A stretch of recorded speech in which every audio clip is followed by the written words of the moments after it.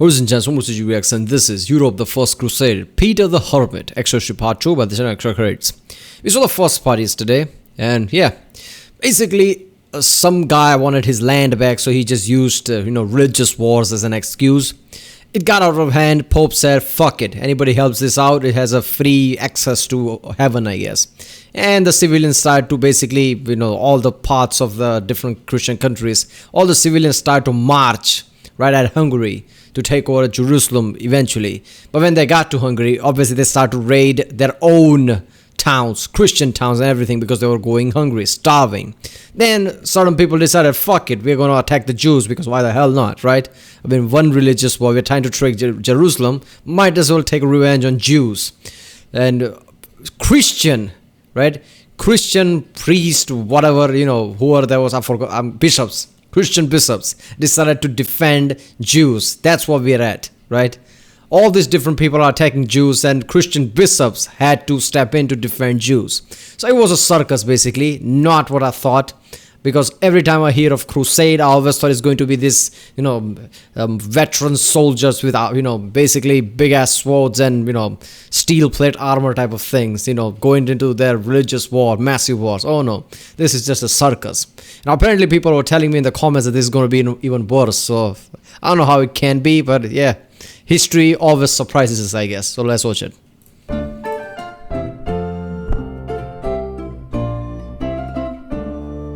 Last we left off, Count Emico's disastrous crusade had been smashed in Hungary, and the French contingent of peasant crusaders had been escorted under guard to Constantinople. Now, yeah, right? They thought, fuck it, we're gonna, I guess, siege a castle. But the castle had real soldiers there, so they just whipped their asses. Now it's time we return to Peter and his main force of peasant crusaders in Cologne. By the time Peter was ready to depart Cologne, he had amassed some 40,000 followers. Most of them were untrained and unarmed. A small handful of them were lesser knights. His host included women, children, and the elderly, and together they were going to retake the Holy Land. They set off towards the end of April and made their way down to Hungary. This time, the King of Hungary was a little less interested in allowing crusaders through his lands. But in the end, he basically said to Peter, look, you guys can go through, but first you gotta swear that you're not gonna kill anybody or break my things. To which Peter, of course, agreed. All was going well until the crusade arrived at the very town that the French expedition had looted while waiting at the Byzantine border. Some of the peasant crusaders got into a dispute with a merchant over a pair of shoes. This dispute became a brawl. This brawl became a riot. The riot then escalated into a battle, which culminated in one of the crusading knights leading a band of followers to storm the citadel of the city. They then stole the city's food, killed 4,000 Hungarians, and then hightailed it for the Byzantine border before the Hungarian army could show up. But now, the poor beleaguered Byzantine governor in Belgrade suddenly had 40,000 hungry, riotous peasants on his doorstep. He had heard of their behavior in Hungary, so he brought in a mercenary force to help keep the peace. They were to make sure that the Crusaders crossed the Sava River in a slow, orderly fashion, so the Byzantines could keep track of them and make sure that bands of Crusaders weren't just wandering the countryside. But, of course, the Crusaders felt that they weren't crossing the river fast enough, so they decided that the best course of action was to attack the Byzantine troops they were ostensibly there to help. After routing or killing the smaller Byzantine force, they then went pillaging and looting through the country until they got... Yeah, one thing I've noticed throughout the history, whenever certain people gets in a group, right? A group of people, they think doing heinous shit is just fine, I guess. Whenever there's a riot, people basically rob people left and right thinking it's fine, right? They won't do it if they're just, 2-3 people. But whenever they get in the group, they think like, okay, there's so many of us, they can't basically punish all of us. So fuck it, let's just raid and basically kill people. That's the trend. Whether it's current time or the past. Whenever there's a group of people who now, doing some kind of a, rioting, that kind of shit happens. To Belgrade, which they pillaged, looted, and set on fire. The Crusaders then began to loot and sack their way towards Niš, the provincial capital. But our poor beleaguered Byzantine governor had been busy preparing the defenses of Niš while the ponderous Crusader army was on the march. He had called in as many troops as he could, and when the Crusader force got there, he met with Peter. He asked that Peter wait at Niš until a military escort could lead them to Constantinople. Peter agreed, but only on the condition that the governor feed his army while they wait. Now, 40,000 people is no small number to feed in medieval times, and soon the governor was faced with the choice of feeding the Crusaders or feeding his people. So the governor just told them to go, just head for Constantinople and leave him alone.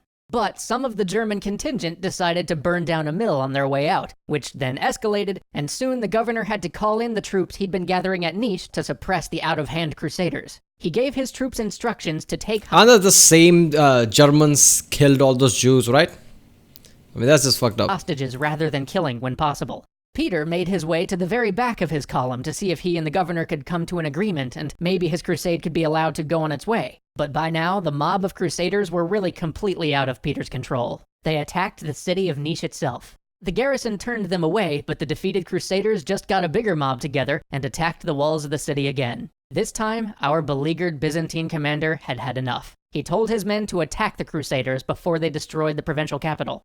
The Crusaders were, of course, no match for trained, armed, and armored troops, and were decimated. Or I guess you could say quartered.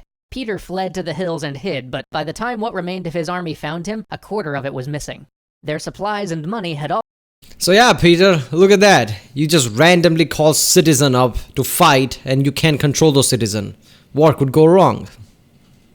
Also disappeared during the rout, and so the bedraggled band of beggars dragged itself to Constantinople, hungry, tired, and broke.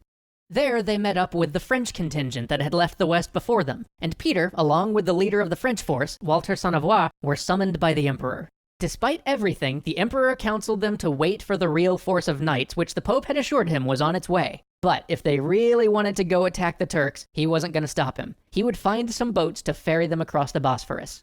Of course, despite the warnings, the Crusaders wanted to cross into enemy territory. So after 5 days... I mean, seriously, what is this? Are you going there to, I guess, going to some kind of a concert there? If you want to go ahead before us and take over the, basically Jerusalem or Constantinople, whatever they're trying to take, you just go ahead. You're talking about fighting an army, right?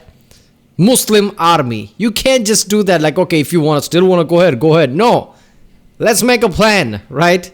We have peasants here with us. They are not equal to soldiers, right? Let's wait for the real soldiers that Pope basically promised us. And then we'll make a plan and we'll make a strategy how to attack. Not just you go ahead if you want to. I guess we'll catch on later after all of you are dead, basically. By trying to attack Muslims there.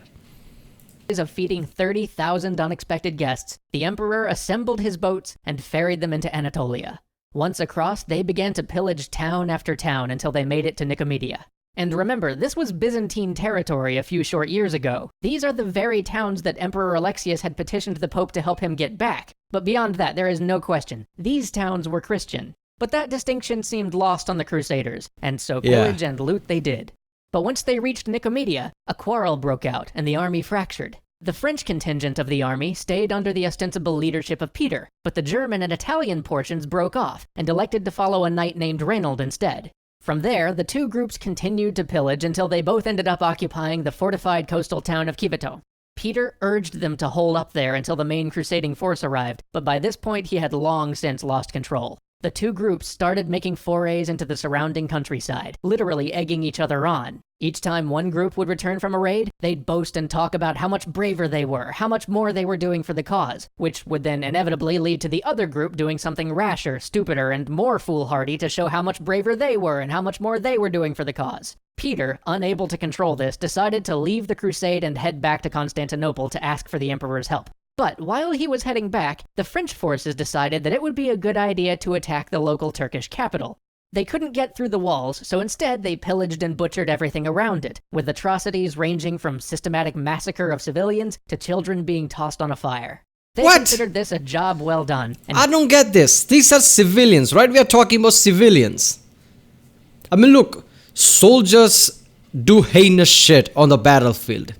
Then those same soldiers somehow, goes on a raid and kills people brutally, even the kids. At least I can process this because those are soldiers. They are trained to kill. Peasants, civilians, doing soldier type shit, right?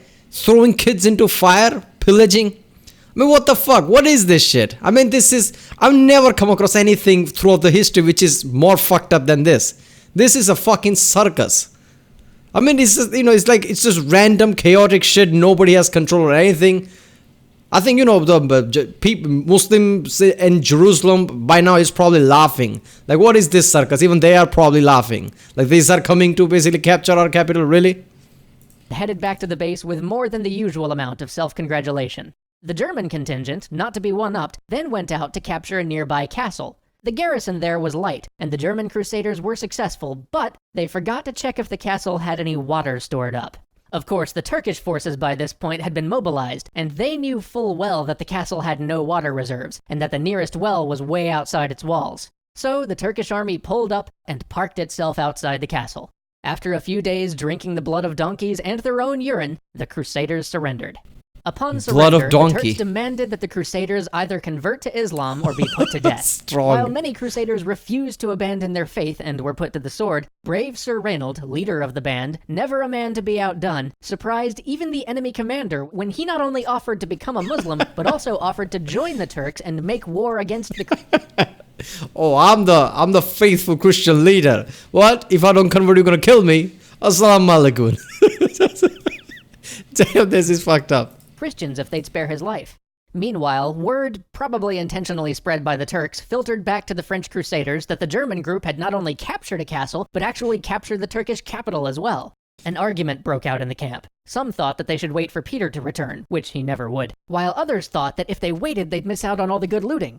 Soon, the faction supporting looting won out, because of course it did, and every single remaining Crusader, about 20,000 of them, marched out of their base toward the capital, under the leadership of one Geoffrey Burrell.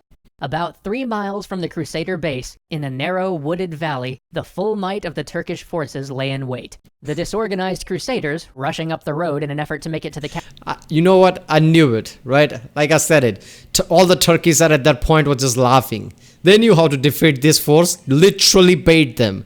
Because there is no way in hell they can basically, figure this out. Like, Turkeys are basically baiting us because they're fucking peasant and civilians, not a real army.